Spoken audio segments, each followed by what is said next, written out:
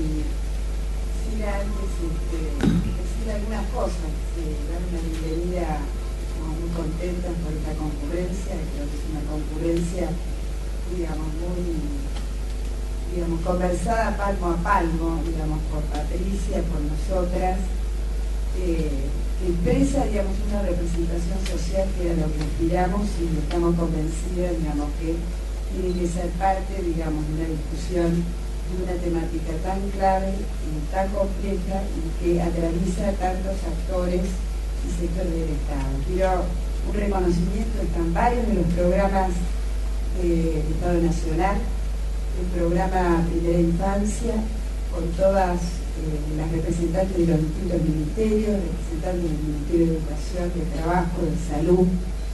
Están mis compañeras sindicalistas, históricas luchadoras de estos temas. Están las redes sociales, fundamentalmente de Gran Buenos Aires y de Capital, las compañeras de Matanza, San Miguel, corríjanme, Lomas de Zamora,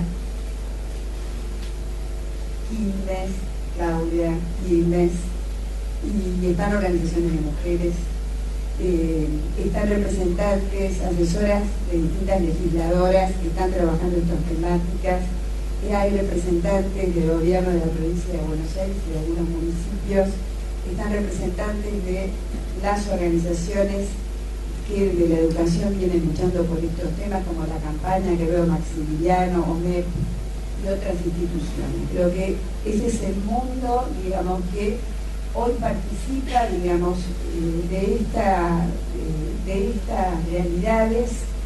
Y nosotros, esto lo hablábamos con Patricia, la que muy especialmente quiero también reconocer, digamos, que podríamos decir que es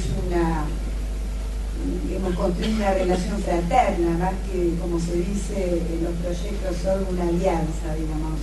Fuimos conscientes, lo planteamos en la primera reunión, digamos, que en esta temática de las cuestiones de género teníamos que establecer un diálogo con la infancia, con el trabajo, con la educación y con la salud, con los distintos niveles del Estado, porque entendemos que es un tema multisectorial, y con los distintos actores que intervienen. Y creo que esa fraternidad que hemos sabido construir con una referente muy clara de esta temática va a expresarse muy bien en el plato fuerte de este evento que va a ser la segunda.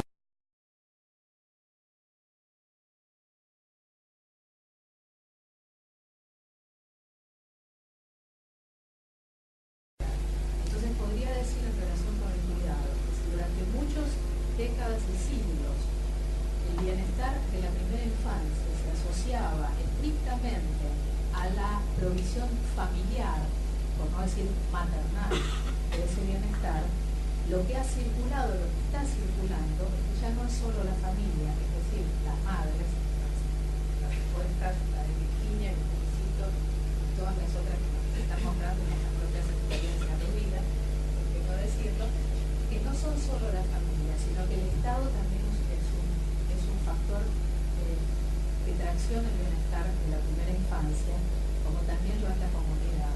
Y cuando el mercado ocupa un lugar muy predominante, caemos en la desigualdad de la variedad de forma inevitable, ¿no? Así que solamente para poner un poquito de contexto y después pensaba en la Argentina, qué gran desigualdad la posibilidad de acceder o no a la educación inicial, sobre todo desde los 45 días hasta los 3 años. Prácticamente esto, si uno piensa en el norte, prácticamente esto es muy escasa la posibilidad que tiene. En realidad esto se ha desarrollado en algunas provincias, ¿sí?, como provincia de Buenos Aires, Capital Federal, en su momento Córdoba, Río Negro, pero muy poco, Río Negro. Ahora, el resto del país no tuvo una posibilidad pensada desde la educación. Quizás tuvieron la posibilidad pensada desde la guarda, porque esto también tiene que ver como qué concepción respecto de este niño y niña está implícita respecto de generar o no tal o cual política. Y en ese sentido entiendo que hay una deuda respecto de políticas sociales para que puedan acceder nuestros niños y niñas a esta educación. Miren, nosotros desde CETERA hay un par de encuentros y es nuestro lema. Digo, lo planteamos cada vez que podemos, con nuestros delegados, pero también con quienes tienen que tomar la decisión respecto de generar algunas políticas en este sentido. Nosotros entendemos que este nivel es el único nivel que no se recupera en otra etapa de la vida, con lo cual el Estado tiene una gran responsabilidad para generar distintas políticas, ¿sí? Políticas que serán articuladas o no, cosa de paliar, generar otra situación que no sea la desigualdad que en este momento estamos teniendo. Porque uno piensa en el norte, nada, en el centro algo, en el sur un poquito. En la primera infancia tuvimos momentos de cuidado, digamos, desde el punto de vista de la comida y la mamá, y el comedor, y la olla popular, el merendero, pero escuchándolas, ¿no? Pensaba, bueno, ¿qué marca de época es esto? ¿No? Estamos discutiendo políticas de segunda generación. Bueno, ¿de qué manera podíamos en el barrio encontrar ese bienestar del que hablaba acá? El bienestar es la seguridad afectiva, que Lea describe muy bien ahí en el libro UNICEF, ¿no? Donde habla de lo que significa el bienestar, la paciencia, del cuidado, de entender a los compañeros que están pasando por el mismo momento, digo históricamente, ¿no? Porque la verdad que las organizaciones tenemos una herencia histórica muy importante.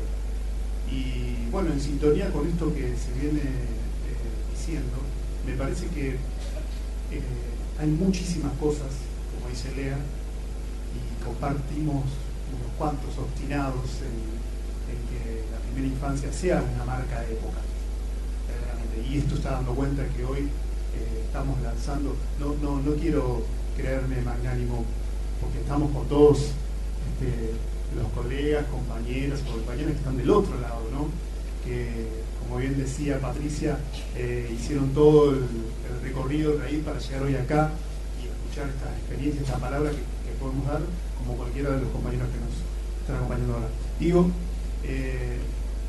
esta seguridad afectiva también habría que pensarla en otras dimensiones, como Lea planteaba. ¿Quiénes buscan que esta seguridad afectiva la puedan brindar en el barrio para mis chicos, para mis hijos? Todos estamos pensando en un Estado que también pueda armar institucionalmente, ¿no? O desde alguna legalidad normativa, esos 0 a 2 años, 3 años. Estamos luchando para que se universalice verdaderamente los 4 y los 5 años. Estamos en ese camino. Ustedes sabrán, me permitirán que lo comente con la gente de nuestra compañía, que por primera vez tuvimos el número QE, un número que costó muchísimo y un número que de alguna manera los jardines le dieron la posibilidad de tener presencia en ese blanco sobre negro que decía hoy Lea, ¿no? Y la posibilidad de estar en un registro en el Ministerio de Educación de la Nación, que nuestros chicos puedan compartir espacios lúdicos a partir del material que recibimos, un número que de alguna manera también hizo que podamos firmar la libreta, ¿no? De la asignación universal. Me parece que una cuestión es todos queremos, digamos, fuertemente que esos 0 o 2 años aparezcan solo para los niños pobres, como decía Lea. Me parece que es una discusión que no se debe dar. Veamos para todos qué programas, qué normativa, qué legalidad, porque la verdad es que legalmente hablando hoy estamos años luz de lo que fue la convención, ¿no? Que solo quería para los pibes la educación primaria. Y hoy estamos ya planteándonos este nuevo escenario. Dos cuestiones. Una, pero no para ponerla como marco y quizás para después. A mí me inquieta mucho esto de que cuando nombramos, y yo misma lo digo muchas veces, que tenemos una deuda interna con la infancia, siempre me pregunto si uno no se quita un poco la responsabilidad cuando dice que es con la infancia. Lo que quiero decir es si es posible imaginar una sociedad, nuestra sociedad, en términos democráticos, si se sigue con las enormes dificultades de atención de los primeros años. A mí me parece que allí, lo comparto para conversar, se están multiplicando las retóricas igualitarias. Pero entonces todavía no estamos agarrando los problemas con la suficiente firmeza. No estoy negando todo lo que se ha hecho, por favor. Es una cuestión. Y una segunda cuestión, si tenemos este panorama desigual, lo podríamos seguir afinando y se va a seguir afinando, ¿de qué se trata la cuestión? ¿Es ausencia de políticas? ¿Es ausencia de recursos? Porque efectivamente estamos en otro momento, a diferencia de los datos de principios de los 90, cuando la mayoría de los niños eran pobres y la mayoría de los pobres eran niños. Dato que salió publicado por Ruth Saltú en 1993, casi la primera investigadora, no pudo ser la única, pero que ya nombra, a principios de los 90, la situación de infantilización de la pobreza. Quizás entonces les propongo, si pensamos que estamos en otro momento, ¿dónde están los núcleos duros para pensar una alternativa? Y si podríamos hacer un esfuerzo de afinar cuáles son los problemas, por lo menos algunos pocos, principales, que desde esta conversación podemos... Pero cuando Patricia plantea esto de dónde están los núcleos, yo creo que hay un núcleo, que no es muy fuerte, ¿eh? Pero que es el tema de la normativa y la legalización. En esta investigación de UNICEF se hizo una tipología. Cosa importante, que pueden haber percibido cosas presentes, pero se hizo una tipología de los jardines maternales, porque el tema es sumamente complejo. Yo no sé si podría decir que falta de recursos, porque en esta investigación aparece que los recursos tampoco te garantizan una buena atención, porque acá se ha visto jardines que no estaban, o sea que no, me parece que la cosa es tan compleja que por eso nos resulta difícil cuando nos dicen, bueno, ¿cómo? Pero en esta tipología aparece una cosa muy complicada, realmente muy complicada. Tenemos 87.000 formas de organización. Eso da para... Y hace mucho que estamos discutiendo el tema de cuáles son los problemas y poco cuáles serían las soluciones. Y nosotros pensamos, bueno, en principio que existe una enorme necesidad de definir políticas universales vinculadas a los 4 millones de chicos que viven en la Argentina y que tienen menos de 5 años. No son tantos, es el 10% de la población de la Argentina, un poco menos del 10% de la población de la Argentina, y creo que para eso obviamente el Estado tiene que volver a tomar enorme protagonismo, protagonismo que fue abandonado desde los años 70 en adelante, porque si miramos los jardines maternales vamos a ver que hay una privatización de los maternales, ¿cierto?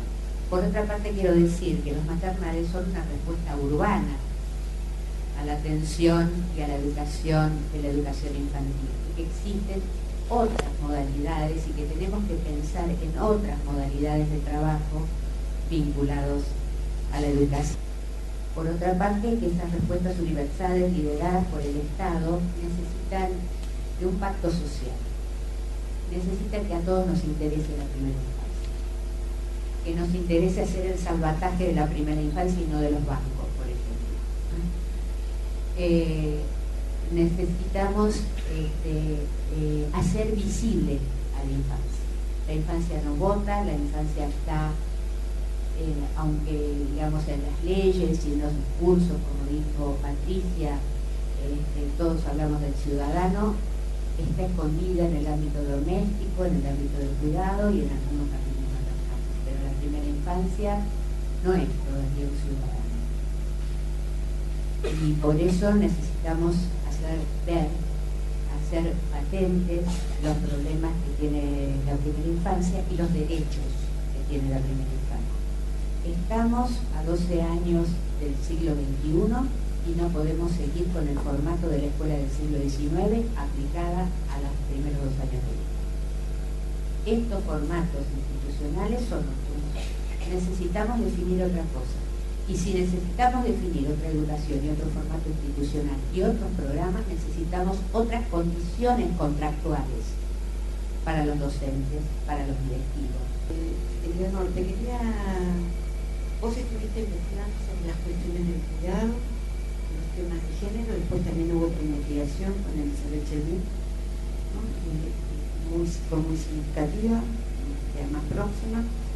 ¿Qué nos podés decir o qué podés traer acá? Porque hay una relación que pareciera, así como binomios que se establecen, niños pobres, niños no pobres, cuidado, educación, como binomios excluyentes, que en vez de, ¿no?, nos tracciona además en distintas posiciones de manera horizontal, perdiendo de vista otras cuestiones. Patricia se refiere a una investigación que hicimos con Elizabeth Chelmín y Valeria Esquivel, que está a punto de ser publicada, el anuncio, que va a estar en PDF, libro para todos y todas, y que trabajamos además de un análisis en profundidad de la encuesta de uso del tiempo, que es la necesidad de Valeria como economista feminista, y mostrando todas las texturas de esto que mostraba Virginia, sobre los ritmos de cuidado de madres y padres, la participación y las horas, porque no, los papás también participan, pero por algunas horas, no sé, todas esas texturas que hay en el cuidado dentro del hogar.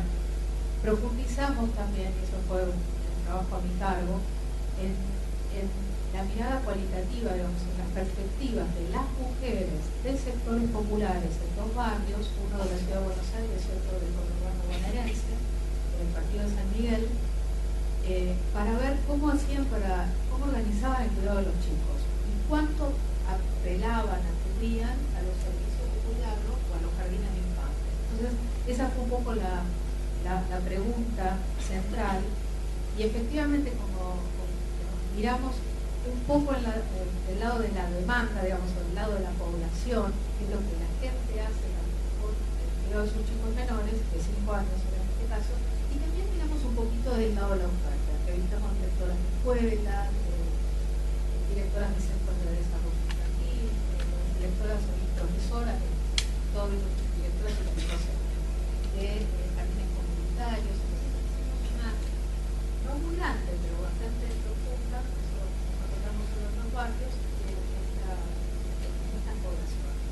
Y efectivamente, digamos, en el lado de la oferta está permanentemente esa atención a la categoría política, la educación y el cuidado, como si fueran contrapuestos, la educación y una perspectiva más asistencialista, lo que requerían tener las docentes. Pero también vimos en esta investigación que qué van a buscar en los jardines tiene mucho que ver también con qué les ofrece el Estado o el mercado de cada zona.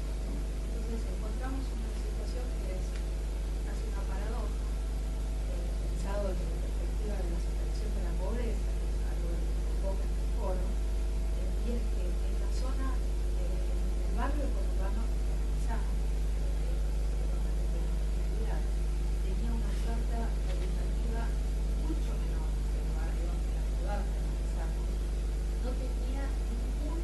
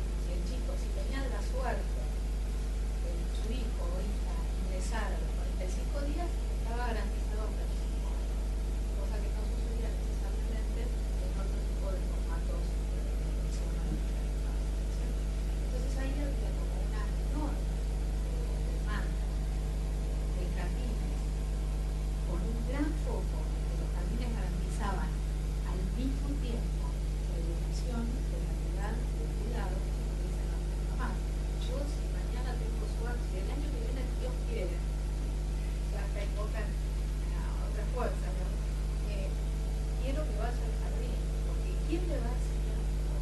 ¿Quién va a aprender? ¿Dónde va a aprender mejor? Mientras yo me puedo organizar. ¿Qué pensás, no en términos personales, por supuesto, pero cuál es hoy, en este contexto actual político, en este momento, en esta coyuntura también latinoamericana, cómo mirás el papel del Estado y la sociedad civil en relación a la educación temprana? Nos parece, como CETERA, que el papel del Estado es fundamental. Ahora, también es cierto que nosotros venimos de una etapa donde el papel del Estado para garantizar políticas públicas estaba, digamos, ausente o privilegiado de otras cuestiones, ¿no? Entendemos que estamos en una etapa, en una buena etapa, en un cambio de época, como dice Correa. Ahora, también entendemos que podríamos avanzar en relación a la infancia, mejorando ciertas condiciones. Y hace rato alguna de las compañeras planteaba el financiamiento no menor. A nosotros nos parece que es fundamental el financiamiento, por la condición material que va a permitir, esto que yo decía, a lo largo y a lo ancho de Argentina. Miren, voy a comentar una cuestión respecto a la ley de financiamiento que se sanciona en la época de Néstor Kirchner, y que él se convenció de que había que sancionarla, que no solamente garantizaba los salarios de los docentes, sino esencialmente el artículo 2 del punto primero dice garantizar la sala de 5, la sala de 4 y la universalización de la sala de 4 y la sala de 3. Ahora, ¿qué vino a garantizar esto? La materialidad permitió la construcción de salas a lo largo y a lo ancho del país, pero también permitió que en las salas hubieran material didáctico, el kit de juego y demás. ¿Por qué traigo a colación? Esto permitió avanzar, especialmente nuestra gran preocupación como CETERA, digo, en todo el país, pero cuando uno mira el norte, hay algunos índices que nos preocupan bastante, sobre todo de las infancias. Digo, esta posibilidad de que nuestros niñas y niños tengan derecho a la educación necesita concretamente una materialidad que pasa por una nueva ley de financiamiento, porque la ley anterior es anterior, valga la redundancia, a la nueva ley de educación, que no solamente plantea la universalización de 4 y solo de 4, y en eso Patricia lo sabe porque lo peleamos con distintos sectores, pero eso no fue una cuestión ganada. Yo cuando dicen, bueno, hemos avanzado en algunas representaciones, no sé, digo, uno se puede ubicar en Provincia de Buenos Aires, pero a nosotros que nos toca recorrer el país, hay algunos lugares que me parece que habría que trabajar un poco más algunas de estas concepciones. ¿Está bien? Porque esto también inciden a la hora de tomar una decisión respecto de generar tal o cual política. Entiendo que la ley de financiamiento es fundamental como marco nacional de generar las condiciones materiales que nos permitan concretar una educación para estos chicos.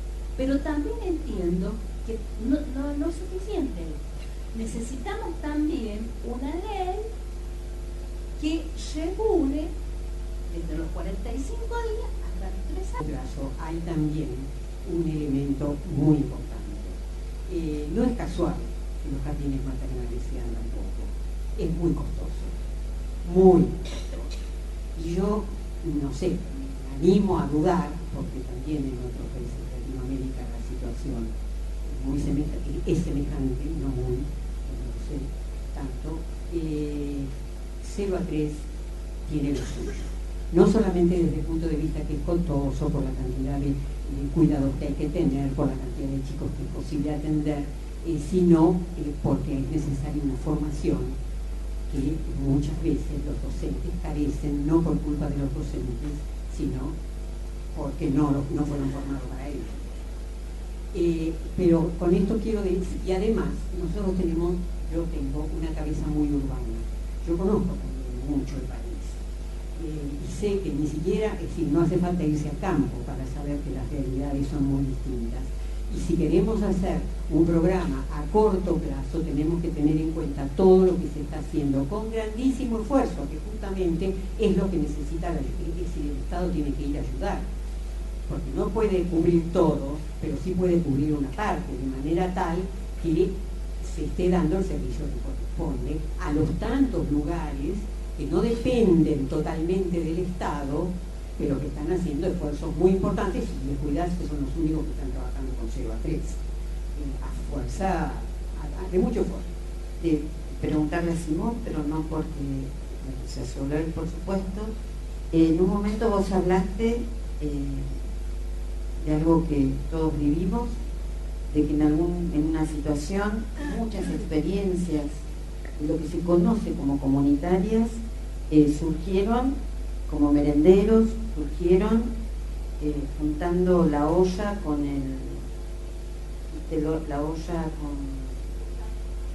la olla popular, sí, la olla popular, sí, con el cuidado. Entonces, buscando el reverso de esta cuestión, planteando que estamos en otra situación, ¿qué es lo que vos considerás? Acá están los jardines del movimiento ecuménico de Quilmes, bueno, no me voy a de Interredes, está Francis de Madre de Plaza de Mayo, Red de Encuentro, bueno, hay un conjunto de redes.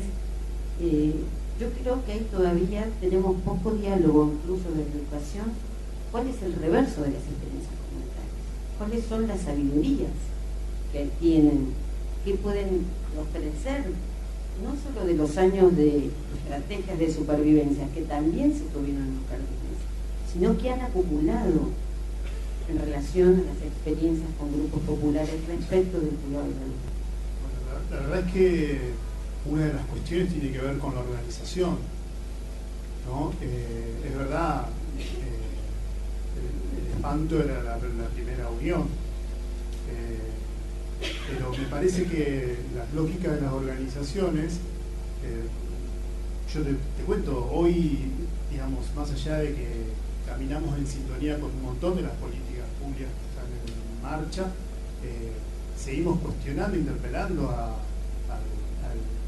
la escuela, al jardín, a la unidad sanitaria, digamos. Hay una cuestión que tiene que ver con un diálogo que, si bien está en acción, todavía está como muy artesanal, digamos. Hay que seguir trabajando mismo con las compañeras, ¿no? Que todavía venimos pensando que con las viejas recetas noventistas, ¿no? La solidaridad y ya, ¿no? Digamos, no pasa que la solución sea, bueno, el Estado está, ahora un jardín, sino salir a buscar, salir a interpelar, organizarse, juntarse con otros y hacer algo que nosotros hacemos mucho, que es formar mesas de participación y de encuentro.